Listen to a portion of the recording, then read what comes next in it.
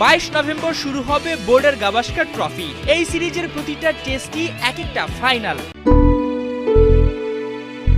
অশ্রুসিক্ত চোখ, মলিন মুখ, ভারাক্রান্ত মন, দুঃখ মোচনে ক্যাপ দিয়ে চেহারা ঢাকা, প্রিয়জনের বুকে একটু সান্ত্বনা নেয়া।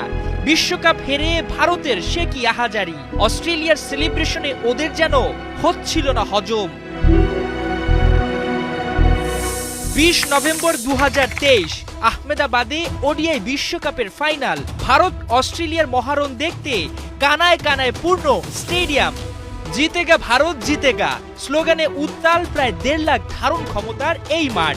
এক যুগ পর ওয়ানডেতে চ্যাম্পিয়ন হবে টিম ইন্ডিয়া।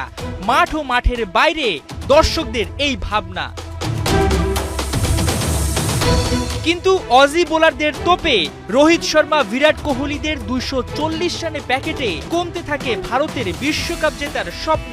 নীল সমুদ্রে পরিণত হওয়া আহমেদাবাদে নামতে থাকে বিষাদের সুর। ভারতের দেয়া টার্গেটে ব্যাট করতে নেমে 47 রানে 3 উইকেট হারিয়ে বসে অস্ট্রেলিয়া। কিন্তু তাতে ক্ষণিকের জন্য ভারতের ডেরায় আনন্দ দেখা দিলেও দিন শেষে খুব একটা ঝামেলা পোহাতে হয়নি প্যাট কামিন্সদের। ট্রাভিস হেড আর মান্নাস লেবুসনের জুটিতে ম্যাচে ঘুরে দাঁড়ায় অস্ট্রেলিয়া। ধীরে ধীরে চুপসে যেতে থাকে লাখ দেড়েক দর্শক। সবার মুখ বন্ধ করে 42 বল আর 6 উইকেট হাতে রেখেই 6 বারের মতো ওয়ানডে বিশ্বকাপ জিতে নেয় অজিরা।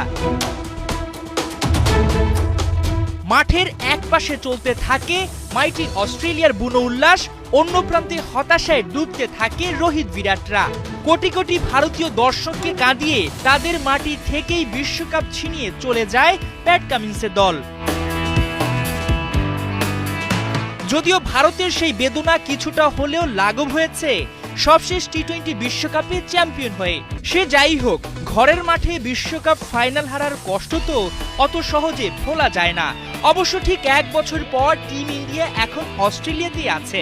22 নভেম্বর শুরু হবে বর্ডার গাভাস্কার ট্রফি। এই সিরিজের প্রতিটা টেস্টই এক একটা ফাইনাল। এখন দেখা যাক ঘরের মাঠে বিশ্বকাপ ফাইনালে হারার প্রতিশোধ ভারত নিতে পারে কিনা।